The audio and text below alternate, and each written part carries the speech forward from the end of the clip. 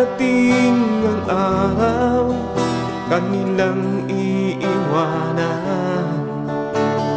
ang mundong itong puno ng kaguluhan. Lumilipas ang araw patungo sa kawalan. Huwag mo nang hayaang ikaw ay kanyang maiwanan. Si Jesus ang kasagutan, siya lamang ang kailangan. Mga kaibigan, mga kapatid, ang ating pong tinalakay ng nakaraan ay may paksang 1,000 years. Ayan. Ang 1,000 years ay magaganap doon po sa langit kapag kinaunan ni Kristo ang kanyang mga naligtas at dinala na sa langit, doon po magpapasimula ang 1,000 years. Ngayon mga kaibigan, mga kapatid, bago po si Jesus Christ ay mahayag sa second coming. At pag natapos na ang kanyang gawain bilang tagapamagitan, bilang high priest sa most heavenly sanctuary, ay matatapos na ang kanyang gawain pag-iimbestiga. Pre-advent judgment o investigative judgment. At bago si Jesus Christ bumaba sa ikalawa, kailangan munang matapos ang pabalita ng ikatlong anghel na binabanggit sa Apokalipsis 14. Ano po ba yung muling pabalita na dapat mapakinggan? At pag natapos na po ang gawain niya ng ikatlong pabalita, ay bababa na si Jesus Christ. Yan po ang pabalitang masusumpungan po ninyo sa Kapitulo 14 na aklat ng Apokalipsis, magmula sa talatang 9. Ano ang nakalagay diyan? Di ba sa talatang 8 ay naguho ang dakilang Babilonia. At ang sumunod diyan, yung pangatlo ay sino man ang tumatanggap sa kanyang tanda, sa kanyang kamay, at sumasamba sa kanyang larawan. Ayan. At sila po ay masusunog, sabi sa atin ng talatang 10 ng Kapitulo 14. Pag naganap na po ang pabalita niyan, mga kaibigan, mga kapatid, at sisigaw na ang ating Panginoon sa kanyang kinaroroonan, natapos na. At bababa si Kristo hindi bilang dakilang saserdote, kundi siya ay bababa bilang hari ng mga hari, Panginoon ng mga Panginoon. Tatandaan po ninyo, mga kaibigan, mga kapatid, ano po? Darating po ang Panginoon na atin pong hinihintay, na tinawag po ng Biblia na hari ng mga hari, Panginoon ng mga Panginoon, na siya rin binabanggit sa matandang tipan. Tatandaan po ninyo, napakahalaga ang pagbabalik ng ating Panginoon. Kung tawagin po niyan ay second coming or second chance. Dahil po, ang unang pagparito ng ating Panginoon yung siya ay ipinanganak. Ano po? Pagkatapos, nangako naman siya na siya'y paroroon sa Ama. Pag natapos na ang kanyang paggawa ng tahanan, ay muli siyang babalik. Yan po ang ating hinihintay. At ang magiging kalagayan ng pagdating ng ating Panginoong kapatid na si Padilla, ay hindi po siya basta taong-tao, kundi lakat po ng kumikilala sa ating Panginoon, ay isisigaw nila ito ang ating Diyos. Mababasa niyo po yan sa 25 talatang 9 ng aklat ni Propeta Isayas. Kaya ang ating Panginoon ay mahahayag bilang hari ng mga hari, Panginoon ng mga Panginoon at Diyos ng mga Diyos. Ano po? Yung Deuteronomy chapter 10 verse 17, tinatawag po itong Diyos.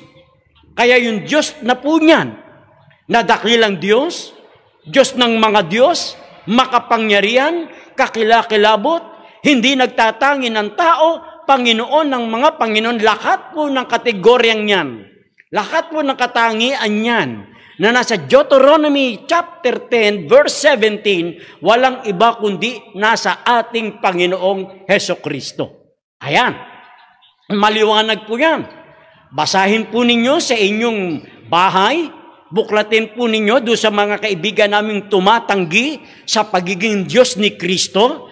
Tingnan po ninyo ang Deuteronomy chapter 10, verse 17. At lahat po ng mababasa nyo sa chapter 10, verse 17 ng Deuteronomy, lahat po yan ay nakaukol din sa ating Panginoong Hesukristo. Ayan, kaya yung lahat po ng naniniwala at sumusunod at sumasampalataya sa ating Panginoon, sila lamang ang may karapatan na makasalubong sa ating Panginoon. Yung hindi po naniniwala sa mga aral at utos ng ating Panginoon, ay sorry po, hindi po kayo makakasama sa pagbabalik ng ating Panginoon. Kung gusto po ninyong linawin, gusto po natin detalyin, ay bigyan po natin ng example o ng halimbawa ayon sa Biblia. Hindi po ililigtas ng ating Panginoon ang ayaw maniwala sa ating Panginoon na siya ay Diyos at nagkatawang tao. Pag hindi po ninyo matanggap na si Kristo ay Diyos na nagkatawang tao, ay sorry po, hindi ho kayo makakasama sa pagsalubong sa pagbabalik ng ating Panginoon. Ikalawa, kung hindi po kayo naniniwala na yung ikaapat na utos na mismong si Kristo ang nag-utos niyan, ayan ay umiiral hanggang sa panahon ng mga hintil, sa panahon ng bagong tipan, hanggang sa ating Panginoon. Pag hindi po ninyo pinaniwalaan yan, sorry po, hindi po kayo makakasama sa ikalawang pagparito ng ating Panginoong Hesukristo. Ikatlo, kung hindi po kayo maniniwala sa malinis at maruming pagkain ay mananatili hanggang sa ating panahon, pag hindi po ninyo tinanggap yan, ay sorry po. Hindi po kayo makakabilang sa ikalawang pagparito ni Kristo. Yan po ay isa sa mga haligi, mga pundasyon ng Biblia na kailangan nung tanggapin ng mga tao bago dumating ang ating Panginoon si Kristo sa ikalawang pagkakataon. Kaya nga po nananawagan ang programang ito, mga kaibigan, mga kapatid. Kung meron pa ho kayong pagkakataon na yakapin ang ating Panginoong Hesus, tanggapin bilang Diyos, tagapagligtas ng ating buhay, ay ngayon na po ang pagkakataon. Wala pong nakakaalam, mga kaibigan, mga kapatid, kung matatapos pa ba itong lahat ng Q. Lahat ng Q. MECQ, ECQ, GCQ, kamote Q, banana Q. Ay, hindi pala. Lahat ng Q. Aba, hindi na natin alam yan. Ang alamin natin, kailan ko ba pwedeng tanggapin si Kristo? Kailan ba ako dapat magpasakop sa ating Panginoon? Ayan po ang inyong itanong sa ating mga sarili. Mahirap na. Pagkabago dumating si Kristo sa ikalawa, mga kaibigan, mga kapatid, ibubuhos na po ng ating Panginoon ang huling 7 salot. Ayan. Naku po. Yan po ang ating itutuloy ng ating pag-aaral. Kaya, pagsara ng close of probation, pagsara ng pintuan ng awa sa langit, lahat ng luha na dapat nang iluha ay tapos na. Kaya doon sa mga nagagalit, sa may mga tampo, ay mag-isip-isip po kayo. Baka yung mga nambabatikos, yung mga tamang hinala, ay baka nagsisigaw tayong sana ay tayo ay mabuhusan ng huling ulan, ay baka hindi tayo mabuhusan ng huling ulan. Kung doon sa mga naiinggit, doon sa mga nagtatampo, sa mga nagagalit, sa mga tamang hinala, abay mag-ingat po tayo, baka tayo kakapuna ng kapupuna, kakapula ng kapupula. Inaakala natin na tayo ay tatamaan at mabubuhusan ng huling ulan, ay hindi pala. Sabi nga ng Jeremiah 8:20, Ang tag-init, ang tag-araw, ang tag-ulan ay lumipas na, ngunit hindi ligtas. O, di ba? Alam ninyo yung nangyari kay Datan, Abiram at kay Kore? O, mga nung araw, ang mga nambabati ko sa ating iglesia, mga tagalabas Di ba? Yung kung tawagin nga ng iba dyan ay mga deformed. Pero ngayon, ang mga nambabati ko sa atin, sabi nga ng ating pag-aaral ng Spirit of Prophecy, maging sa loob, sila naman ang bumabatikos. Di ba? Kaya mag-ingat tayo mga kaibigan, mga kapatid. Ayan. Kaya magpakatibay tayo, magpakatatag. O, ngayon, di sarado na, pinto ng awa, natataka na ang bayan ng Diyos. Kaya ibubuhos na ang huling 7 salot. Bakit? Kasi natapos na ang pabalita ng malakas na sigaw ng 3 angels messages ng Revelation 14. Di ba? Kaya yung huling pabalita na naguho ang dakilang Babylonia at pagkatapos ay sinuman ang tumatanggap ng kanyang tanda sa noo at sa kanyang kamay at sinumang sumasamba sa larawan ay iinom din siya ng alak ng kagalitan ng Diyos na walang halo, araw at gabi. Yan. Sinuman nananawagan ng 3 anghel. Pag natapos ang gawain niyan, mga kaibigan, mga kapatid, ayan na ang huling 7 salot. Ano-ano ang mga huling 7 salot na yan? Ayan, mababasa po ninyo sa buong kapitulo 16 ng Aklat ng Apokalipsis. Ano ang unang salot? Ayan, maalala nyo yung salot na nangyari sa Egypt bago lumabas ang bayan ng Diyos? Ito yung ibang pananaw. Sabi ng iba, pagka yung the Great Tribulation, ayan na, yung panahon ng paglitaw ng Antichrist, yung paglaganap ng 7, yung sinasabing kahindik-hindik, ang bayan ng Diyos ay nasa langit na. Yun ang isang pananaw ng iba. Pero hindi po ganon. Pag ibinuos po ang huling 7 salot, katulad ng salot na ibinigay sa Israel, sa Egypt, ang bayan ng Diyos wala pa sa langit, wala pa sa Kanaan. Andoon po sila sa lupa. Ibig sabihin, yung itong huling 7 salot, mararanasan po yan ng iba't ibang klase ng tao sa ibabaw ng sanlibutan ito. Hindi po ito ni-rapture, hindi po ito kinuha ng Panginoon bago ibuhos ang huling 7 salot. Hindi po. Ang bayan ng Diyos ay naririto habang minamasdan nila yung mga pangyayari, bunga ng kanilang hindi pagsunod, bunga ng kanilang pagsuway, bunga ng kanilang hindi pananampalataya, bunga ng kanilang hindi pagpapasakop sa ating Panginoon. Sila ang magdaranas ng huling 7 salot. Unang salot, 2 salot, magkakaroon ng dugo. Ayan.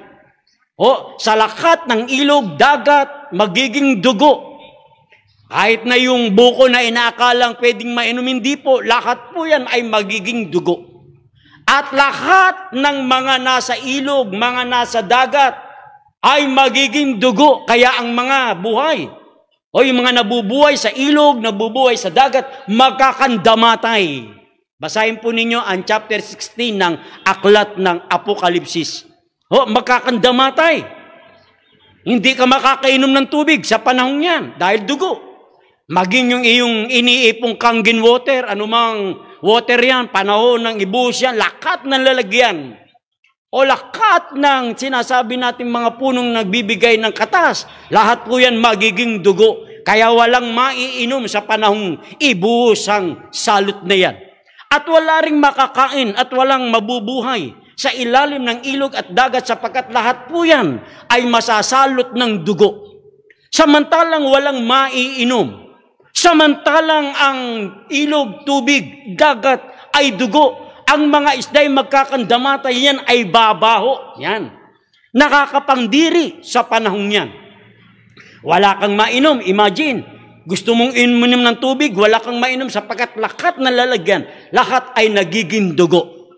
At dahil wala kang mainom, wala kang makakain, wala kang maiulam, dahil ang isda, lahat ng buhay sa ilalim ay babaw ng ilog at dagat, magiging dugo. Kaya babaw sa paligid, balingasaw. Ngayon, ano ang 3 salot? Sabi ay magkakaroon ng dilim. Tama ba? Buksan natin ang Biblia para hindi tayo magkamali. Ayan. Ano ang ikatlong salot? Sabi sa atin, binubuklat ko ang Kapitulo 16. Ito po. Ayan. Ang sabi sa atin, okay, ito po At ibinuhos ang ikalawa sa verse 3. Ayan.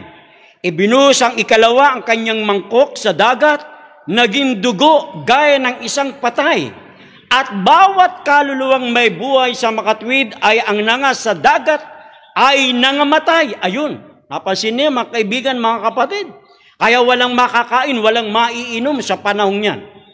Ibinuhos ang ikatlo sa mangkok, sa mga ilog, ganun din. Sa mga bukal ng tubig ay nangaging dugo. Ayan, wala talagang makakain. Wala kang maiinom. Dahil di madanas ang mga tao ng ganyang uri na hindi ang Diyos ang may kagagawan, kundi ang tao rin. Ayan, dumating na sa sukdulan. Kaya nga mula 1844, nag-iimbestiga ang ating Panginoon. Sabay ang paglitaw ng pag-asa, ng pabalita, ng tatlong sinugong anghel na Apokalipsis 14. Kaya nga mayroong last final warning na bago dumating ang salot, bago dumating si Jesus Christ, dapat tanggapin ng tao ang pabalita ng pag-asa, ang pabalita ng kaligtasan. Pero dumating na sa sukdulan, natapos na yung timetable ng ating Panginoon. Ayan na ang magiging hudyat.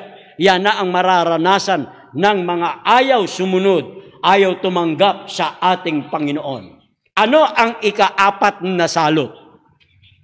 Ang sabi sa atin sa verse 8, ibinuhos ang ika-4 ang kanyang mangkok sa araw, ibinigay nito sa kanya ng masunog ang apoy ang mga tao at nangasunog ang mga tao sa matinding init. Ayun.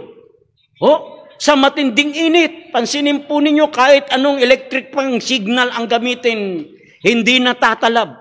Ito lang mga nakaraang summer natin. Di ba? Matindi yung init na yan. Pero sabi sa ate, ito, kaya ng ating sinasabi, kung mabubuhay pa ho tayo, sa mga panahong ito. So susunod uli na summer, papatak ng March, April, May, yung tindi ng init na naranasan natin noon, bago itong Agosto, titindi po ang init, mga kaibigan. Pakatandaan po ninyo yan. Magtitindi ang init habang tayo'y lumalawig, habang papalapit na tayo sa katapusan ng mundo, painit po yan ng painit. Tatandaan po ninyo yan. Sabi sa atin ng Kapitulo 16, masusunog ang mga tao sa tindi ng kanilang galit. Ayan, sila'y magsisisi. Sisisihin nila ang ating Diyos at sila'y mamumusong sa talatang 9. Sa tindi ng init, imagine po ninyo. Ang tubig, hindi mo mainom dahil dugo. Hindi ka rin makakain ng isda. Dahil dugo, kandamatay lakat. Maalingasaw, mabaho. Pagkatapos sa tindi pa ng init, wow! Ano nang dadanasin ng mga taong yan? Ini-imagine natin, imagine ninyo mga kapatid, habang pinag-aaralan natin itong huling 7 salot na ibubuhos ng Diyos sa mga taong ayaw tumanggap sa Kanya. Imagine po ninyo, sa tindi ng init, mamumusong. Ang sabi nga ng iba, ay pati yung siko, ngangat-ngatin sa tindi ng gutom, sa tindi ng init, dahil wala nang maibibigay na pagkain Dahil sa tindi ng init, nagkakandamatay yung mga halaman.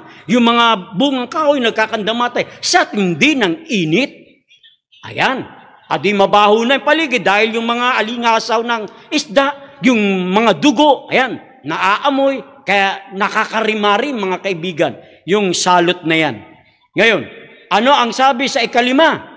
Ibinuhos ang ikalima ang kanyang mangkok sa luklukan ng hayop. Ayan. Pinag-aaralan natin yung hayop sa Biblia ay katumbas ng tao. Ayan, sabi sa atin ng Biblia.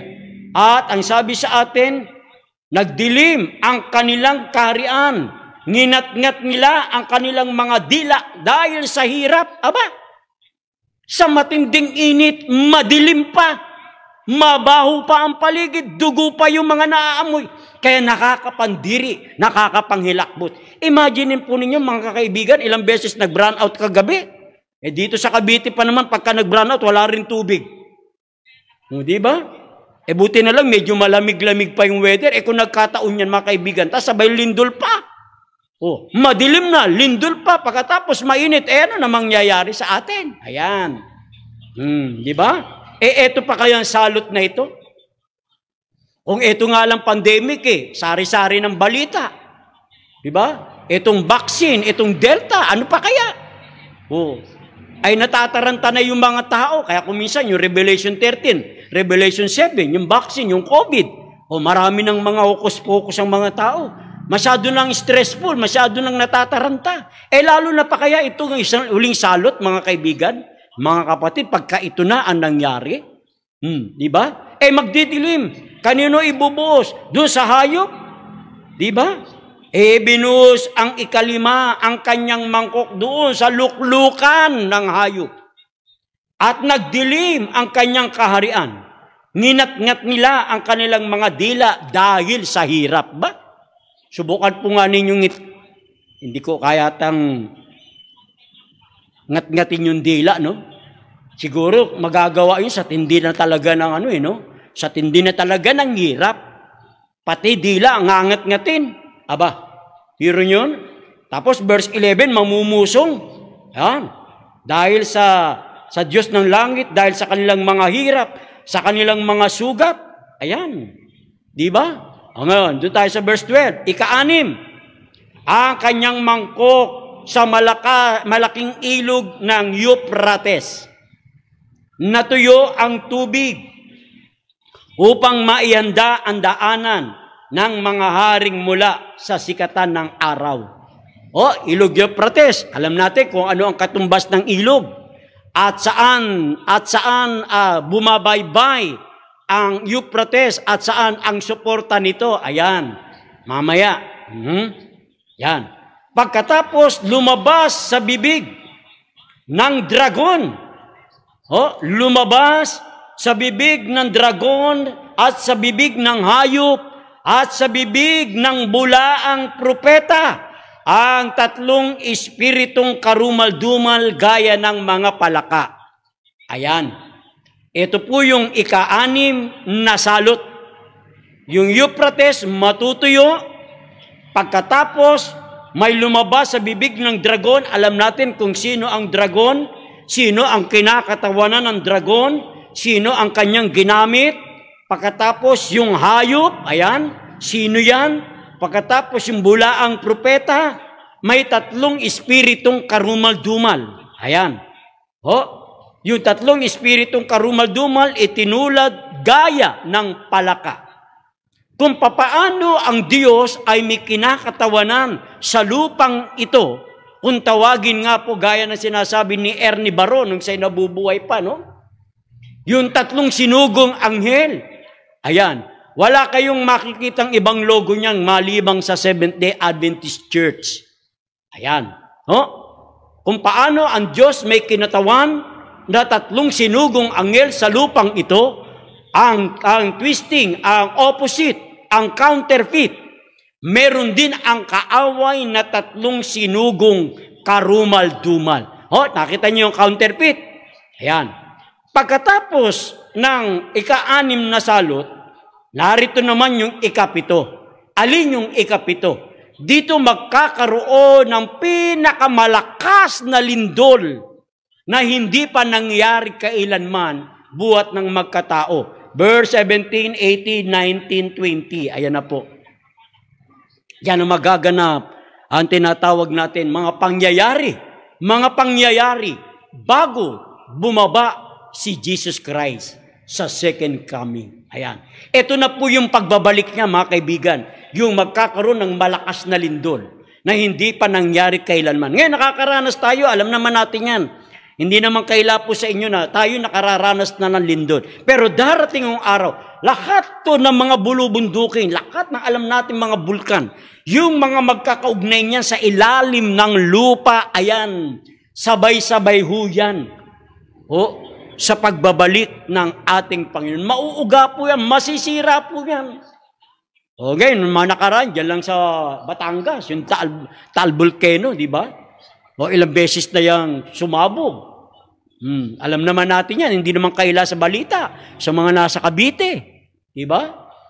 Ito, pagdating ng ating Panginoon, nako, malalaglag ang mga graniso, mga bituin, yung mga punong kahoy, mabubunot sa kanilang karoro, mauuga ang mga lintang, mga puno, ang mga bundok, mga taal na yan, mga volcano na yan, ang lupa, pagiray-giray, parang alon. Yan, kung napanood yung programang, hindi ko na yung 2012 na movie, no? Yung mga lupa, bibita ang lupa, yung mga building, bagsakan, pagkatapos yung lupa, sabi parang alon-alon, sabi nga ng The Great Controversy, yung lupa pasuray-suray, yung lupa paalon-alon, yan. Yan yung magaganap sa pagbabalik ng ating Panginoon. Ngayon mga kaibigan, mga kapatid, sa kabila ng mayroong ganyang pangyayari, ating tinatanaw, hindi natin mapipigilan yan. Talagang darating at darating na po. Samantalang ang ating Panginoon ay nangangasiwa pa sa kabanal-banalan dako sa langit. May pagkakataon pa tayong makalapit. May pagkakataon pa tayong magsisi. May pagkakataon pa tayong yakapin ang katotohanan. Bakit tayo magpapatumpik-tumpik? Bakit magpapadelay-delay pa? Ngayon matatanda na tayo, mga kaibigan, mga kapatid. May mga edad na tayo. Ilan na lang tayong taon dito mabubuhay, wala pang nakakalam kung hanggang kailan pa itong ganitong tinatawag na queue. No, lahat ng queue, lahat ng pandemic, lahat po niyan. Hindi mo natin alam kung matatapos pa yan. Ay hindi nga matatapos yan, baka tayo tapusin. Di ba, mga kaibigan, mga kapatid? Sa kakaisip, kaka-stress, ayan. Iniisip natin ang vaccine, iniisip natin ang COVID, iniisip natin itong mga pagpupulong na ito kung kailan matatapos yan. Ay mga kapatid, baka tayo ang tapusin yan sa kakaisip. Bago na tayo matapos yan, bago tayo tapusin yan, ay nakahawak tayo ng maigpit sa ating Panginoon. Natanggap na po natin yung kanyang katuruan. Natanggap na po natin ang ating Panginoon ng buong buo. Ang tangi nating magiging kanlungan sa panahong yan, na kapag kayang salot na yan ay ibuhos na ng ating Panginoon dito sa mundong ito. Ang sabi ng awit 91, ayan, yung pinakamagandang pangako na nakita ko sa loob ng Biblia. Ang salot na yan ay hindi ka matatamaan. Bakit? May selyo ka ng latter rain. Ayan, kaya malaking bagay ang latter rain.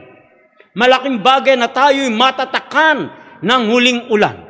Kaya nakakalungkot kung tayo ay matatatakan ng huling ulan o inaasahan natin yung huling ulan na sinasabi natin, baka naman tayo kakakukumin, kapupula sa ating pananampalataya, baka tayo matulad kay Dathan, kay Abiram, kay Kore. No? Hindi ba uli nyo napapansin, mga kaibigan, mga kapatid, nung araw, kasagsagan ng dipon, lalabas sa ating iglesia, babatikusin ang ating pananampalataya, ay ngayon naman iba na. Sa loob na tumitira. O hindi ba? Mga kasama, mauulit ang kasaysayan, sabi ng Biblia. Yung nagagalit, si Dathan, Abiram at si Kore, kanino nagagalit? Sa mga leader. O ngayon, obserbahan nyo, bakit tayo nagagalit? Bakit tayo pula ng pula? Baka may naasahan natin ang laterin, baka hindi laterin ang dumating, kundi granizo.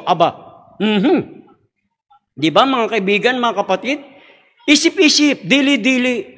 Bakang sinusundan natin si Dathan, si Abiram, si Kore. Di ba? Batikos tayo ng batikos, pula tayo ng pula. Di ba? Isip tayo, baka inaasahan natin ang laterin hindi tayo matatakan ng laterin, tayo makasama sa huling 7 salot. Di ba? Ang bantayan natin yung ating relasyon, yung ating pananampalataya sa Panginoon. Yan ang ating bantayan. Hindi po yung kamalian ng mga kapatid, kahinaan ng mga iglesia, kahinaan ng kumperensya, kahinaan ng mga membro. Wag po yan ang ating bantayan. Yung bantayan natin yung ating sarili sa Panginoon.